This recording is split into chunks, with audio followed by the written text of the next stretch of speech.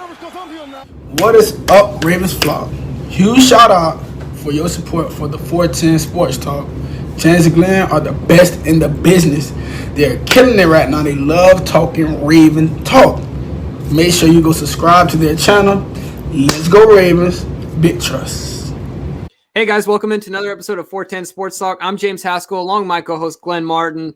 And today we're going to talk about something that, it might not be top of mind if you're a Ravens fan, but it's definitely something to think about. And shout out to Glenn for being the astute Ravens fan that he is and talking about how this could certainly affect the Baltimore Ravens. That is the charges officially levied against Frank Clark, who is facing up to 3 years in prison for felony possession of a firearm. So just so you guys know, if a lot of people only follow the Ravens, and that's okay. Frank Clark is a defensive lineman, a defensive end for the Kansas City Chiefs.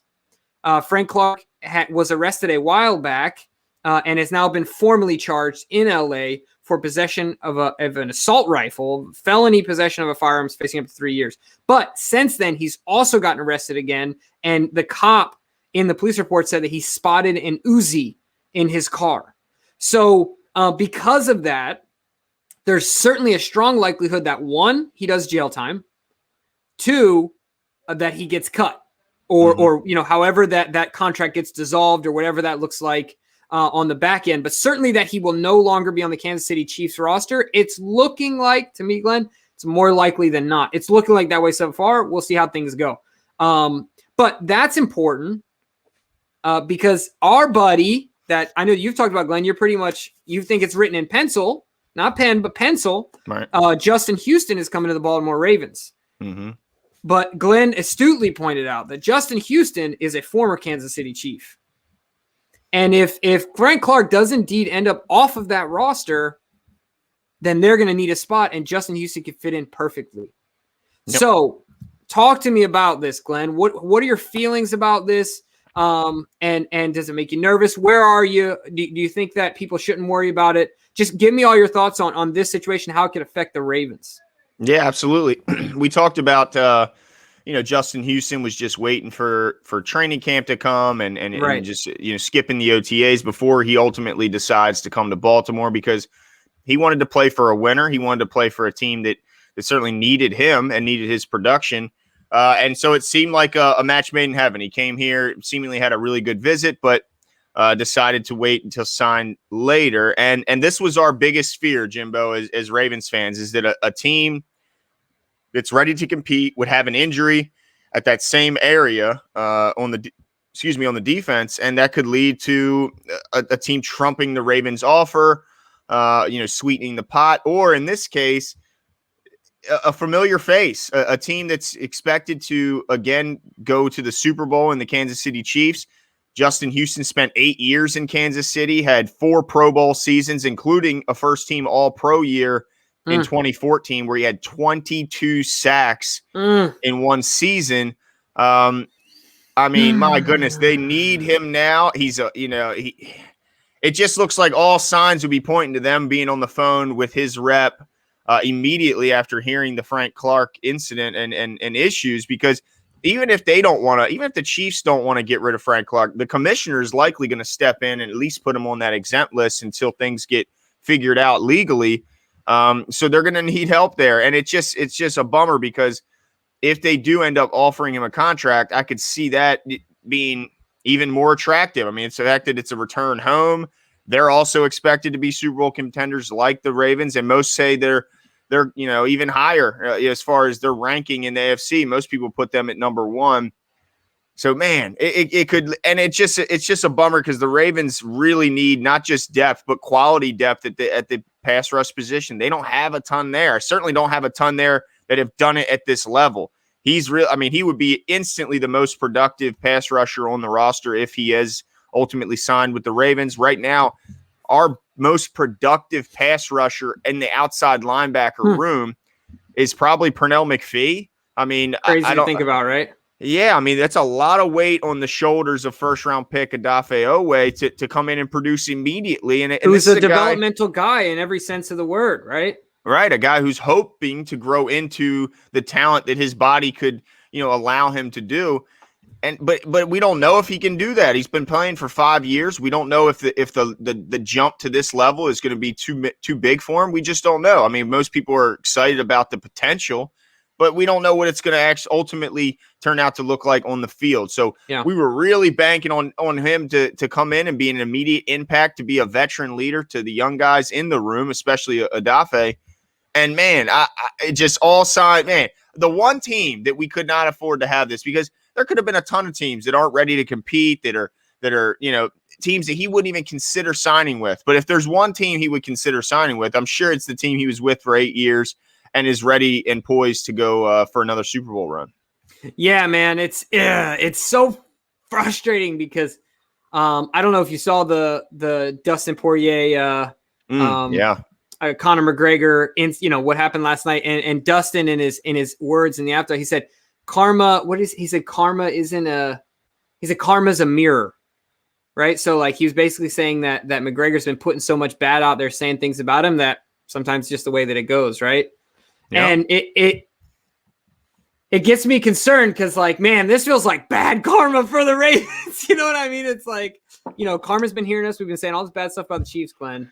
And so it's our fault. It's our fault. I'm totally kidding. But certainly, like, if you're talking about a compelling offer, right? It's really going to be tricky for anyone, even us. We're a great recruiting team. John is a great recruiter of free agents, in my opinion, and Eric at locking them down. But to make a more compelling offer than that, the only thing I would say is, if I'm the Ravens, I would say, they've been to the Super Bowl 2 times, and I don't know if you can say this. They've been to the Super Bowl 2 times in a row. Like, what do you think the chances of them really going to the Super Bowl are again? Like, anyway, I don't know if that matters at all. But historically speaking, statistically speaking, it's not very likely, right? While they might have hit their peak already, and we could be ascending still. You know what I mean? They might have, been to Mount Everest and are on their way down. Yeah, that might mean they made the Super Bowl last year. But and then the other thing too is, I don't really know what their cap situation is. And if Justin is about the money, like, do they have enough money to offer him? How much money will they lose into Frank Clark? How much dead money will they incur there? And can they void it and then get all his value? Because that's more than enough to sign Houston. Yes, that's absolutely signed 2 Houstons at that point, right? Because Clark's got that big deal. But certainly, it's going to be so interesting, and it's so frustrating. Like, when you called me about that, like, before you even went to the description, I knew exactly where you were going.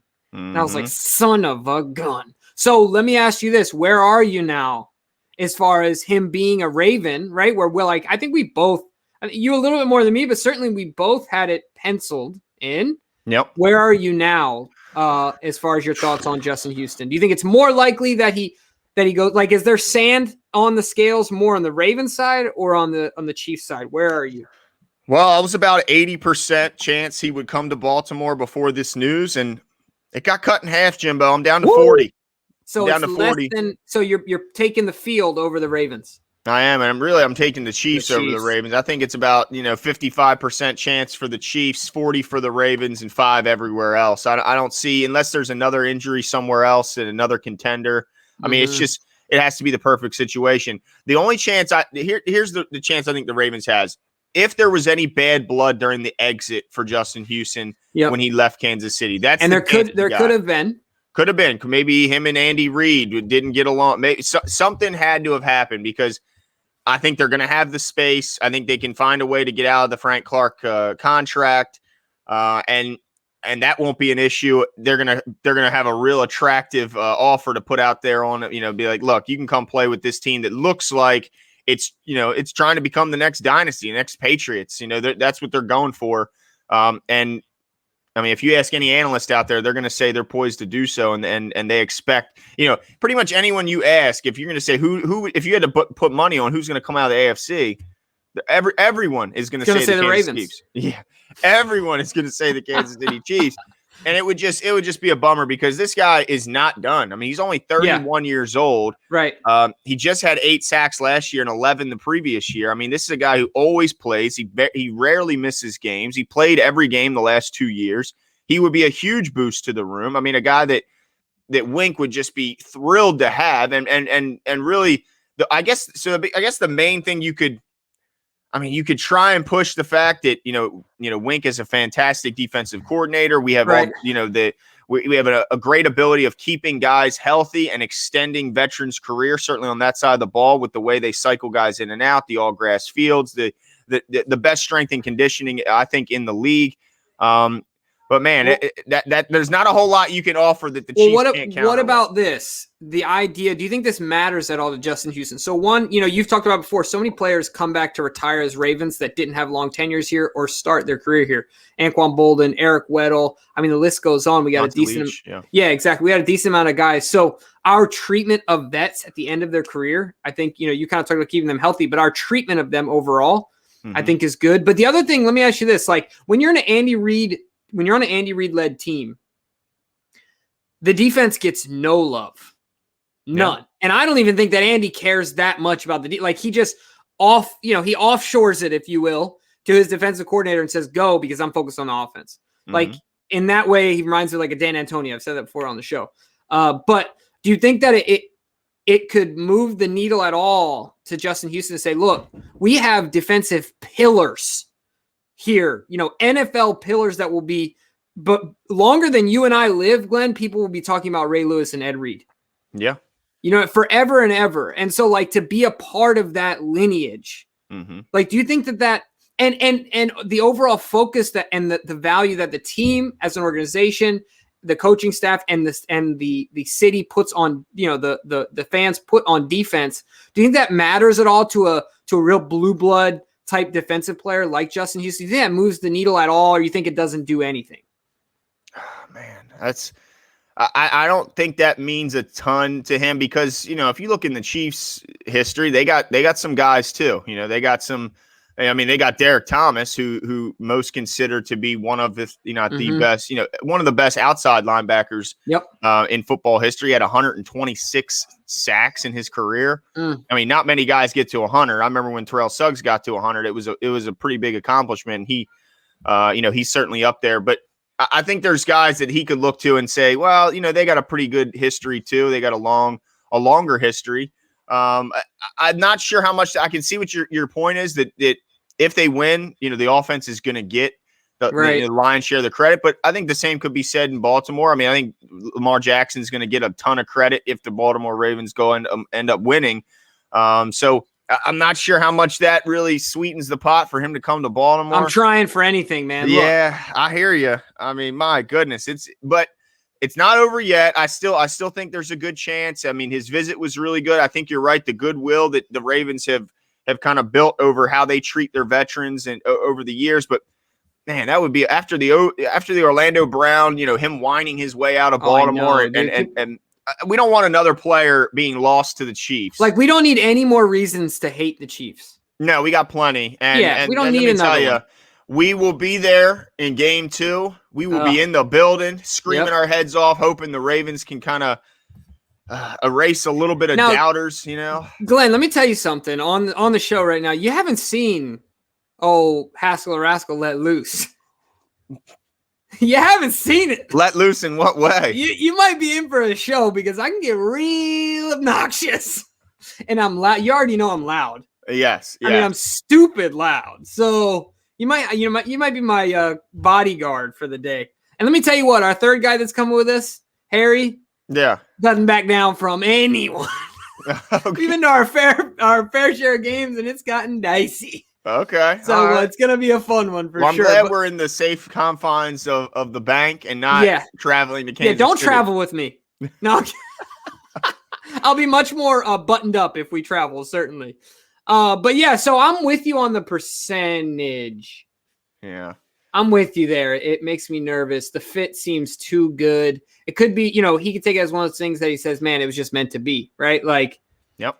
That's just how it works at this point in his career. He can plug right in. He's familiar. He doesn't have to go somewhere new.